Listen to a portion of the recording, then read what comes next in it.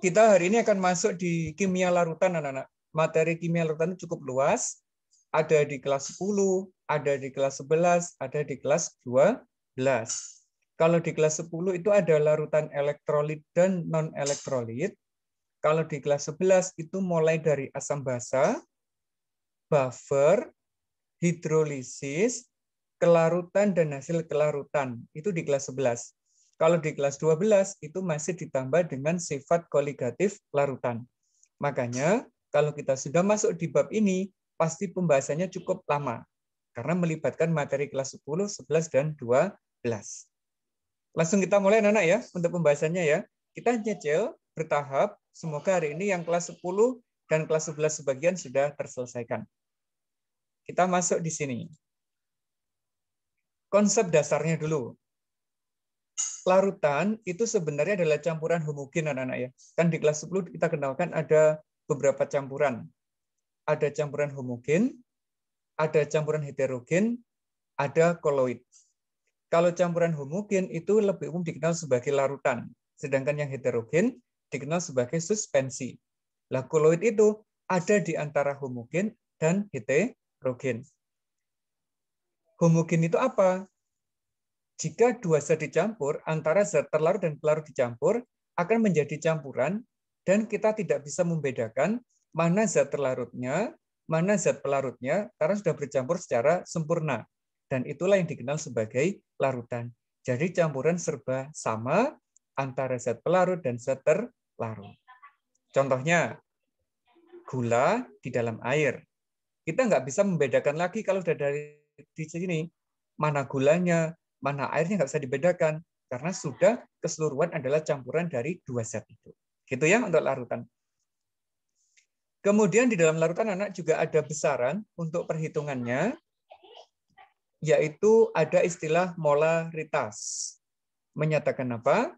Banyaknya mol zat terlarut di dalam 1 liter larutan. Simbolnya adalah M besar, mol per volume dalam satuan liter. Lah mol itu sendiri adalah ini, massa dibagi dengan air atau mr.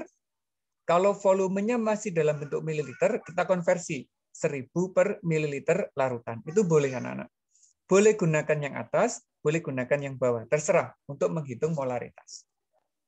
Kita ngambil contoh langsung ini. Molaritas dari 4 gram NaOH di dalam 2 liter air adalah, gampang ya, ini masih hubungannya dengan konsep mol terdahulu. Langkah pertama kita hitung MR-nya dulu. Na23, O16, H1, maka ketemunya adalah 40. Kalau menghitung molaritas, langsung masukkan ke sini. Massa per MR dikali dengan 1000 per volume. Volume masih dalam bentuk satuan mililiter.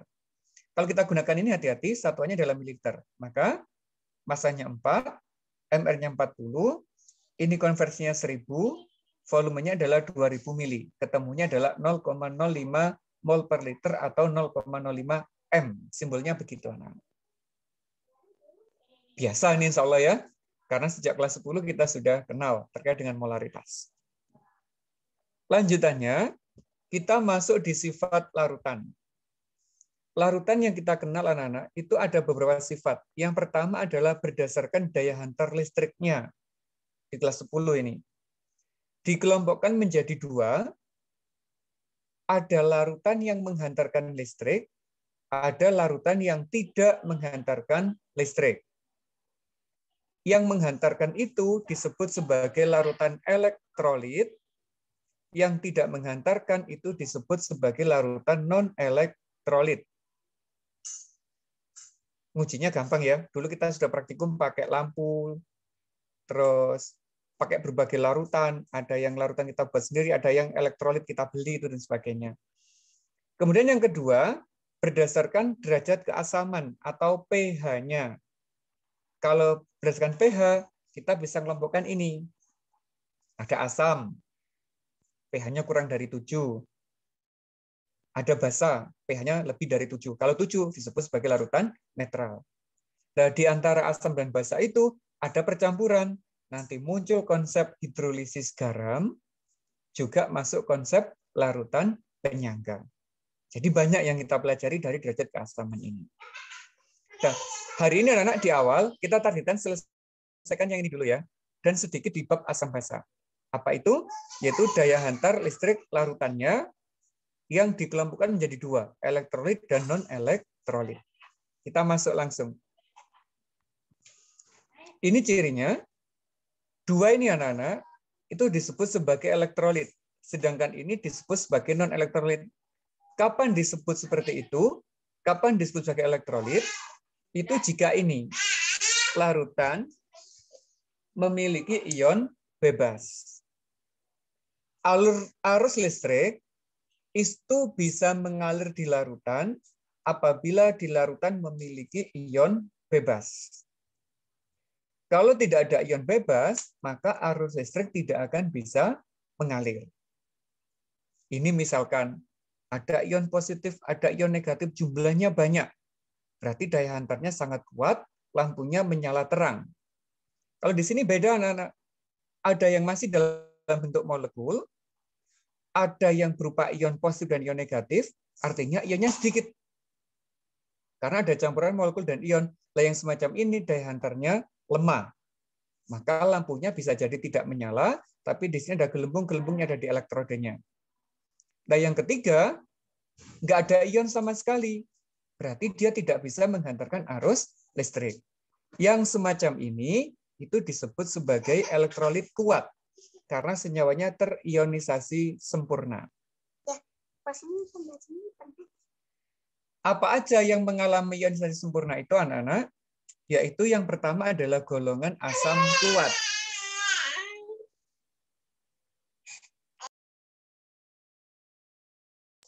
Asam kuat, contohnya HCl. Kalau HCl di dalam air langsung terion menjadi H+ dan Cl-, anak-anak. Panahnya satu karena sifatnya kuat. Yang kedua adalah basa kuat, misalnya NaOH.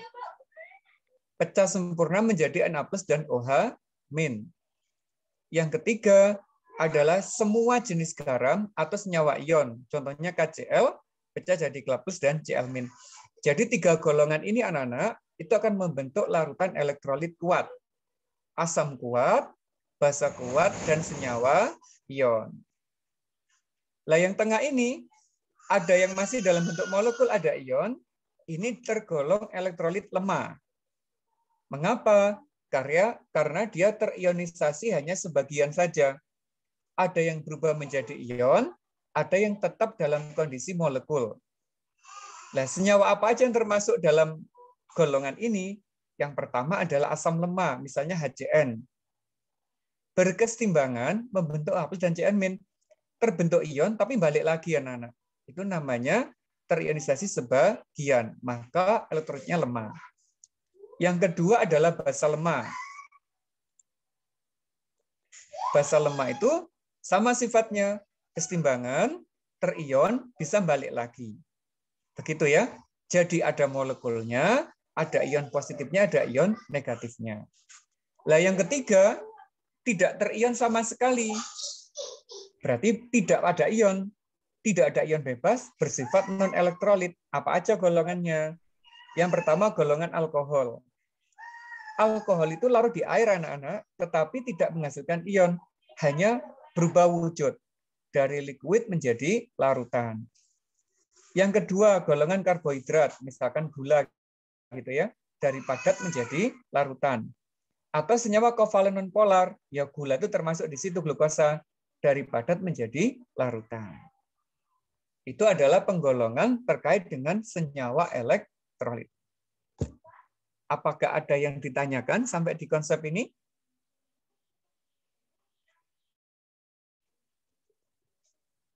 Nggak ada?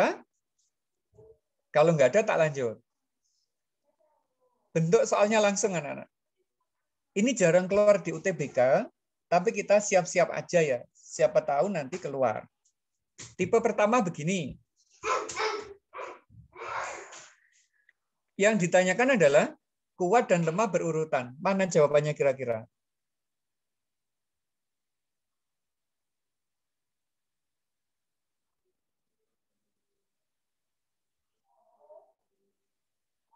Kalau kuat, itu cirinya gelembungnya banyak, Rek.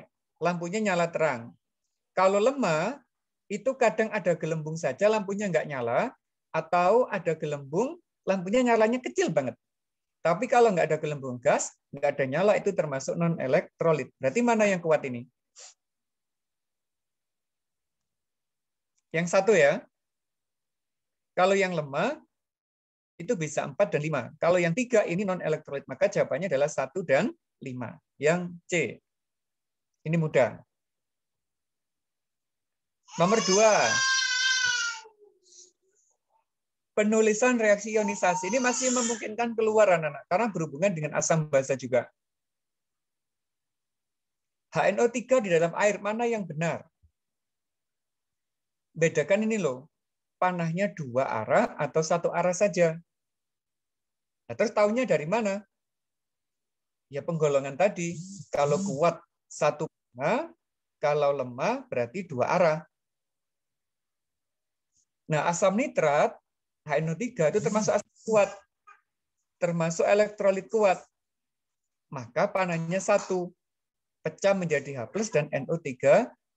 Berarti jawabannya yang B. Gitu. Simple untuk yang model begini. Yang ketiga, ini anak-anak mengurutkan. Nah, kalau mengurutkan itu masih mungkin keluar di UTBK. Kalau ini jarang sekali, ini masih mungkin, ini juga masih mungkin. Pertanyaannya adalah urutan kenaikan daya hantar listriknya. Berarti dari yang paling lemah menuju yang paling kuat. Begitu ya. Kita analisis. HCl ini asam kuat. H2SO4 ini asam kuat. Berarti sama-sama elektrolit kuat. Nah, kalau sama-sama kuat, kira-kira mana yang penghantar lebih baik? HClK atau H2SO4? Kalau ini termasuk glukosa. Glukosa itu termasuk golongan non-elektrolit. Berarti ini pasti yang paling lemah ini. Berarti dimulai dari 3. Kalau nggak D, ya E jawabannya anak-anak. Nah, sekarang kita cari yang HCl dulu. H+ Cl- membentuk 2 ion. H2SO4, H+-nya ada 2, SO4 2-nya ada 1, membentuk 3 ion. Nah, kalau konsentrasinya berbeda, anak-anak, itu perlu kita kalikan dengan jumlah ionnya untuk membandingkan kekuatannya. 2 ion dikali 0,5, ketemunya 1 ya, saya ketik ini. Ketemunya 1. Yang di sini 3 ion dikali 0,1, maka ketemunya 0,3. Nah, 1 sama 0,3 ini akan menentukan kekuatan elektrolitnya. Semakin besar hasil perkalian antara jumlah ion dan molaritas, maka daya hantarnya lebih kuat. Maka yang HCl ini lebih kuat daripada H2SO4. Berarti jawabannya adalah 3, 2, 1. Yang ini. Ini yang paling lemah karena non-elektrolit. Ini 0,3, yang di sini 1. Itu ya, jawabannya yang ini.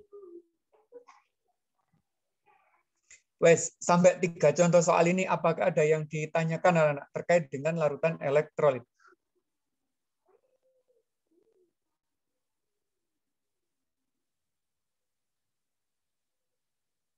Enggak ya? Kalau tidak, kita lanjut. Yang kedua, yaitu berhubungan dengan asam dan basa. Asam dan basa itu pasti yang kita ingat adalah pH. Nah, pH itu ringnya adalah 1-14, karena yang digunakan adalah kondisi standar. Suhunya 25 derajat, tekanannya 1 atmosfer, maka pH-nya 1-14. Tapi kalau suhunya berbeda, tekanan yang berbeda, pH itu juga berbeda ringnya. Bisa lebih tinggi dari 14, juga bisa lebih rendah dari 14. Standarnya ini 1-14. Kalau pH-nya 1 sampai kurang dari 7, itu masih asam. Terus 14 sampai lebih dari 7 sedikit, itu pH-nya adalah basa. Tetapi kalau pas 7, itu pH-nya adalah netral. Ini udah terbiasa ya, kita kenal ini sejak kelas 11 awal. Nah, terus apa yang kita pelajari hari ini? Yang pertama ada teorinya, anak-anak. Ada 3 teori ya. Yang pertama menurut Arrhenius. Ada dua istilah, asam kuat dan asam lemah. Kalau asam kuat itu terion sempurna. Contohnya HCl, H plus Cl min, maka tandanya 1. Asam kuat itu jumlahnya cuma ini aja, anak-anak, nggak ada lagi. Ada 6, HCl, HBr, Hi, HNO3, H2SO4, HCl4. Berarti selain ini termasuk asam lemah. Nah, kalau asam lemah, ionnya sebagian. Panahnya ada 2. Contohnya ini cuka, H plus, CH3CO min, panahnya ada 2. Begitu. Yang basa juga sama. Ada basa kuat, cirinya ada OH min. Kalau asam, cirinya ada H plus. Melepas H plus berarti asam. Kalau melepas OH min berarti dia sifatnya basa. Basa kuat panahnya juga 1. Basa kuat itu terbatas, anak-anak. LiOH, NaOH, KOH, RbOH, CSOH ini golongan 1. CaOH 2 kali, PaOH 2 kali, SrOH 2 kali ada golongan 2. Ini terbatas ini aja untuk basa kuatnya. Berarti selain itu masuk basa lemah. Ionasnya juga ada 2. NH4OH, NH4 plus dan OH-. Sama ya, ini yang Arrhenius. Gampang. Yang kedua, ada asam basa menurut Bronsted-Lowry. Tertutup ya. Bronsted-Lowry itu ada istilah asam basa konjugasi. Ini yang sering keluar di UTBK. Kalau Arrhenius jarang. Misalnya, HF dilarutkan dalam air. HF mampu melepas H+, berubah menjadi F-, H2O-nya berubah menjadi H3O+. Yang melepas H+ itu asam, yang menerima H+ itu basa. Asam berubah menjadi basa konjugasi, yang basa menjadi asam konjugasi. Selalu begitu perubahannya. Nah, pasangannya HF berpasangan dengan F-, H2O berpasangan dengan H3O+. Ini sering keluar di UTBK, anak-anak, untuk menentukan pasangan asam basa Bronsted-Lowry.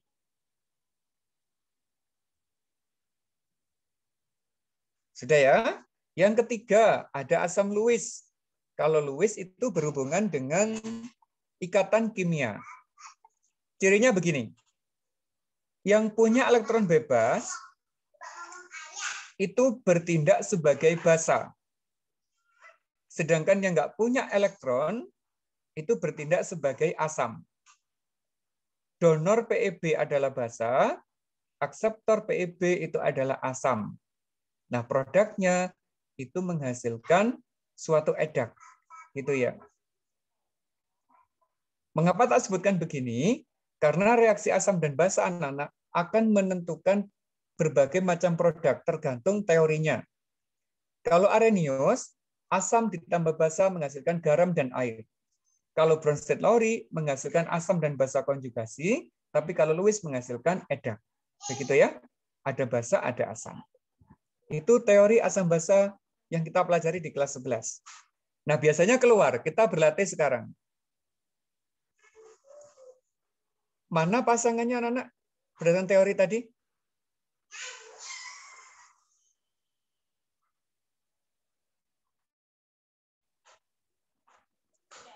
Dari sini, siapa sih asamnya?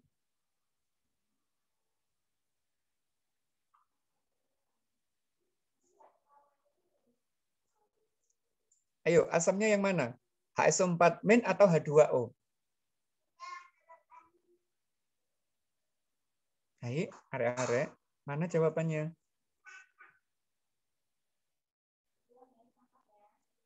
Tadi cirinya apa sih? Yang bisa melepas H+ itu adalah asam. Coba dilihat. Ini kan punya hidrogen. Sekarang berubah nggak punya. Berarti ini dilepas hidrogennya. Ini awalnya 2, ini jadi 3. Berarti dia menerima.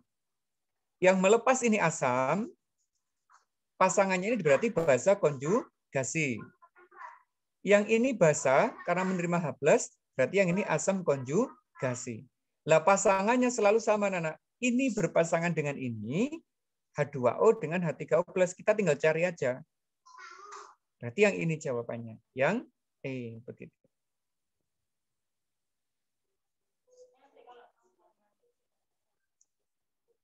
Gitu ya?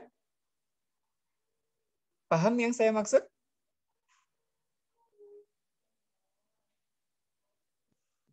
Nomor 2.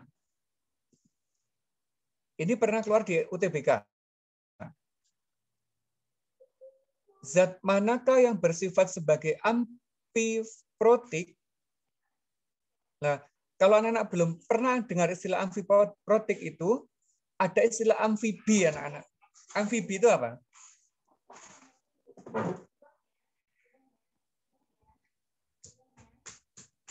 Hidup di dua alam kalau hewan. Misalkan kodok, katak, bisa hidup di air, bisa hidup di darat.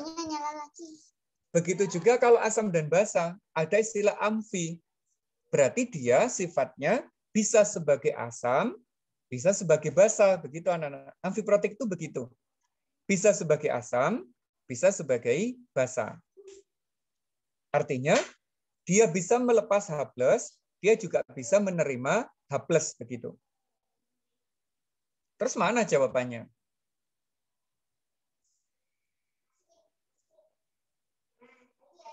Lah lihatnya gampang. H3PO4 berubah menjadi ini. Hanya tinggal 2. Berarti ini sebagai asam. Ini sebagai asam. Kalau ini asam, berarti ini sebagai apa? Basa konjugasi. Ini basa. Yang kedua, ini awalnya hidrogennya punya 2. Sekarang menjadi 1. Berarti ini dilepas anak-anak H+-nya. Dilepas. Yang melepas berarti sebagai asam. Nah, kita ingat, ini tadi sebagai basa konjugasi, ini sebagai asam. Maka ion ini dapat berperan sebagai asam, dapat berperan sebagai basa. Nah, istilahnya adalah amfiprotik. Maka jawabannya yang A, begitu.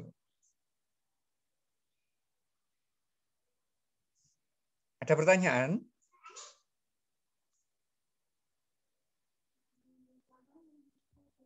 Enggak. Wes, lanjut. Yang ketiga, ini tadi Arrhenius.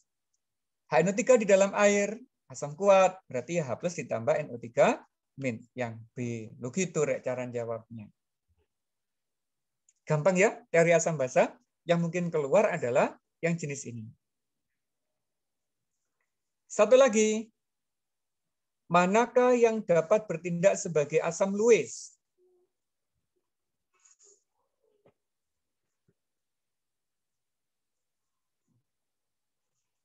Yang sebagai asam Lewis tadi, cirinya adalah menerima pasangan elektron bebas, anak-anak.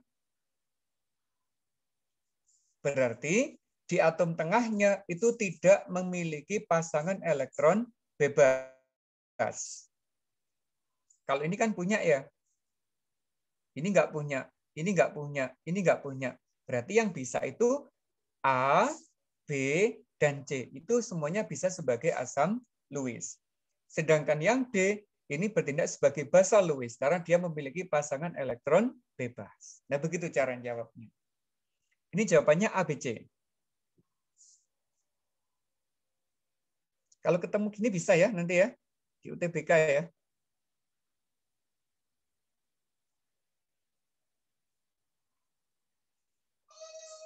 Wah, gampang wes, ini gampang kita tinggal. Lanjut aja. Sekarang bagian yang ini yang paling urgent biasanya, yaitu menghitung pH larutan. Ini perlu saya perkuat anak-anak untuk materi kelas 11, jadi akan butuh beberapa waktu ya di bagian larutan-larutan ini. Menghitung pH larutan, yang bagian awal masih asam basa dulu, itu tergantung jenis asam atau basa, dia kuat atau lemah.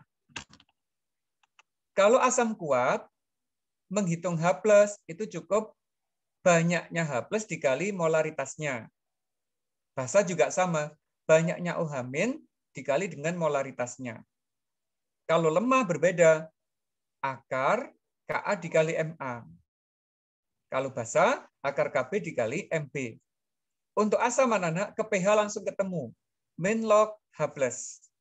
Tapi kalau basa tidak, ke POH dulu, min log OH min, baru pH-nya adalah 14 dikurangi dengan POH. Itu standar ya. Kita masuk ke contohnya sekarang.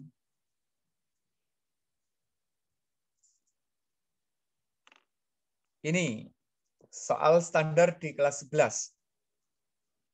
Hitunglah pH larutan berikut. 100 ml BaOH2 0,01 M.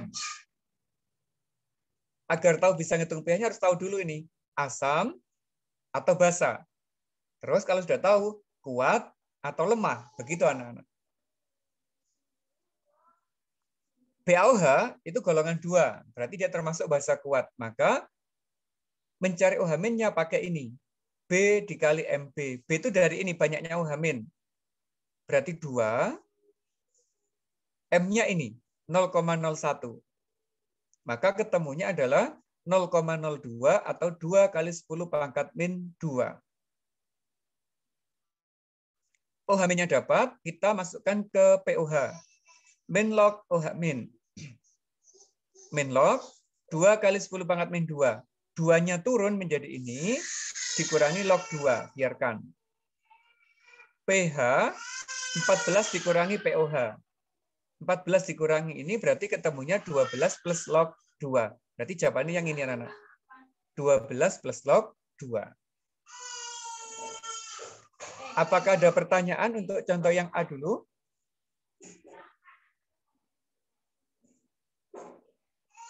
Ini sifatnya masih mengingatkan, di UTBK nggak akan pernah keluar soal kayak begini anak-anak. Nggak akan pernah. Gitu. Tapi pengembangannya. Yang B, coba. 100 mili CH3COH 0,1 M. Ada Ka 10 pangkat min 5. Berarti kalau ada Ka, ada Kb itu sifatnya lemah. Asam ini berarti, asam lemah. Kalau asam lemah, H plus-nya pakai ini. Akar Ka dikali Ma.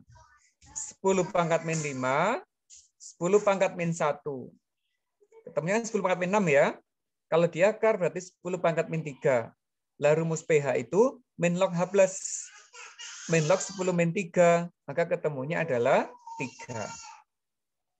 Nah, insya Allah sama Bu Safi sudah mendalam untuk yang materi ini. Kita tinggal mengulang sedikit-sedikit aja. Tapi nanti yang pengembangannya kita bicarakan lebih mendetail.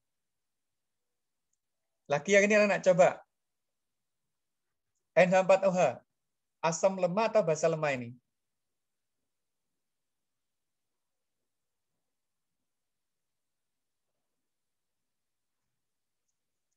Kalau punya Kb, berarti dia basa lemah gitu ya. Nah, kita jawab. OH- akar Kb dikali MB. Kb-nya 10 pangkat min 5, MB-nya 10 pangkat min 1. Berarti ketemunya 10 min 6. 10 min 3 lek diakarkan. POH-nya min log ini. Berarti ketemunya 3. Kalau pH yang dicari, oh ini pH ya, maaf saya tulis. Berarti pH-nya adalah 14 dikurangi 3 ketemunya 11. Gitu. Lanjut. Contoh kedua. Asam klorida, kuat apa lemah?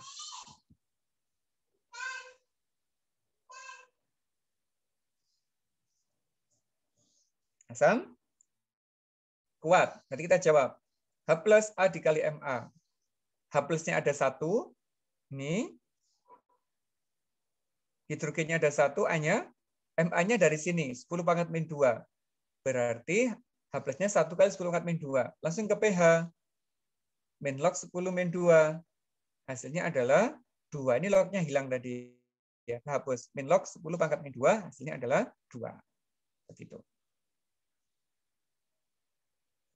Sampai di sini dulu. Apakah ada yang ditanyakan? Mister, berarti kita taunya basa atau asamnya dari Kb-nya itu, dah? Kalau lemah, iya, Mbak. Kalau ada Kb, berarti dia basa lemah. Kalau ada Ka, berarti dia asam lemah. Begitu. Oke, ada yang ditanyakan lagi? Silakan.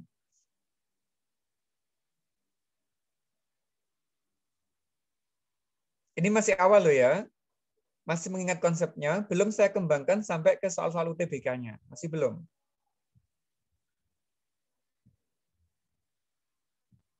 Nggak ada, tak lanjut.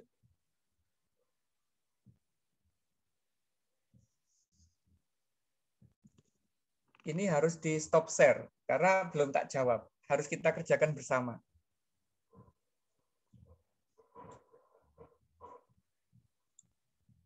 Coba yang nomor kiri dulu. Sebanyak X gram padatan natrium hidroksida diturunkan ke dalam air, volumenya 500 mili, pH-nya 12. Maka berapa masanya? Ya opor ya cara jawab soal kayak begini itu.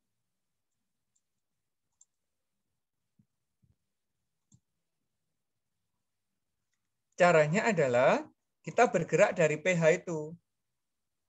pH rumusnya kan 14 dikurangi pOH kan begitu ya. Berarti kita bisa mencari pOH-nya. 14 dikurangi 12. Berarti ketemunya berapa? 2. Kalau pO-nya ketemu 2, otomatis kita bisa menghitung ini anak-anak. OH-nya berapa? Ya 10 pangkat min 2. Kan langsung gitu ya. Kalau sama Bu Safi dulu boleh kayak gitu. Nah sekarang kita bisa mendapatkan NaOH itu kalau diionisasi kan membentuk Na+ ditambah dengan OH-. Yang kita ketahui di sini OH-nya 10 min 2 ini sama dengan berapa anak? Kalau kita buat desimal. Sama dengan 0,01 kan ya. Ini sama, berarti di sini ini 0,01 molar. Berarti yang NaOH-nya ya otomatis sama. Di sini 0,01 molar juga. Karena perbandingan koefisiennya 1:1. Nah, kalau M-nya sudah dapat, kita enak sekarang isinya. Menghitung molaritas pakai yang M rumus tadi. M itu sama dengan massa per MR gitu ya. Terus dikali dengan apa? Dikali dengan 1000 dibagi dengan volume. Yang awal tadi Mbak, yang awal kita belajar satuan konsentrasi tadi. Masukkan ke sini M-nya 0,01. Sama dengan massa itu yang dicari. mRNA itu 40 begitu ya. Baru dikali dengan 1000 dibagi volume ini. 500. Nah, ketemu wes berapa kira-kira?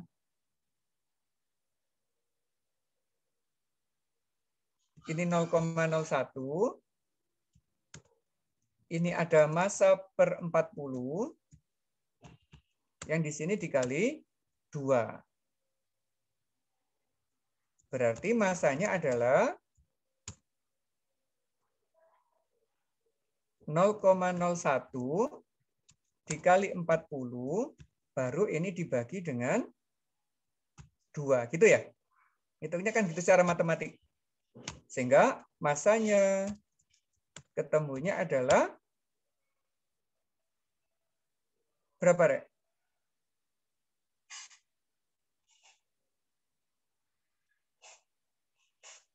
Berapa? 0,2, Mister. 0,2. Nah, begitu cara jawabnya. Jadi jawabannya yang D ini. Begitu. Gampang loh cara jawabnya soal kayak begini itu. Asalkan kita alurnya dapat, konsepnya dapat, pasti bisa jawabnya. 3 menit insya Allah cukup untuk jawab soal nomor 2. Larutan asam asetat dan asam klorida memberikan hasil yang sama jika diuji dengan indikator universal. Yang ditanyakan adalah berapa molekul asam asetat. Lah kunci jawabnya ini sering keluar di UTBK yang model begini. Terus gimana cara jawabnya? Strateginya gimana ini?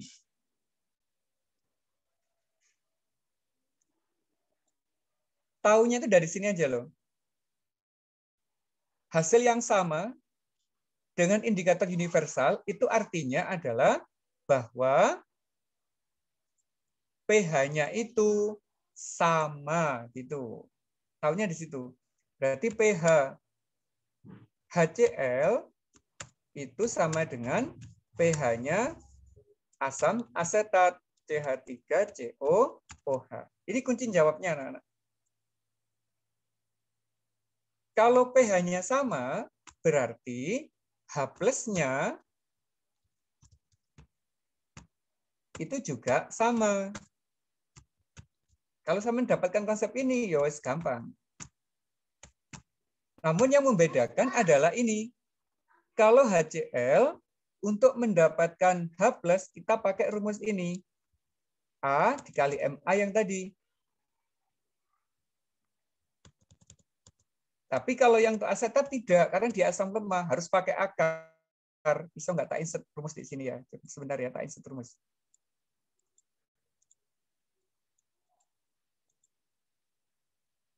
Semoga bisa pakai rumus akar. Nah, ini ada. Ini ada akarnya. Apa? Ka dikali Ma. Nah, itu bedanya anak-anak. Terus, agar ini akarnya hilang, bagaimana caranya? Keseluruhan ini harus dijadikan kuadrat, kan begitu ya? Kalau secara matematika. Nah, begitu. Terus, masukkan angkanya.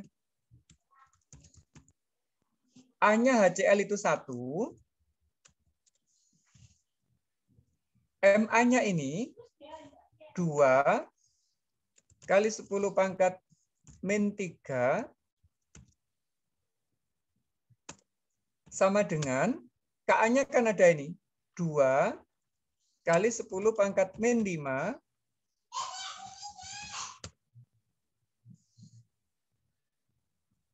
ini kalau anu ya, kita sudah akar sudah dikuadratkan ya. Kalau sudah dikuadratkan ini kan berubah anak-anak. Ini yang kuadrat tinggal di sini aja. Yang sini sudah hilang gitu. Nah, dikali dengan MA yang kita cari. Nah, gitu ketemu MA-nya. Ini kalau dikuadratkan jadinya adalah 4 kali 10 pangkat min berapa?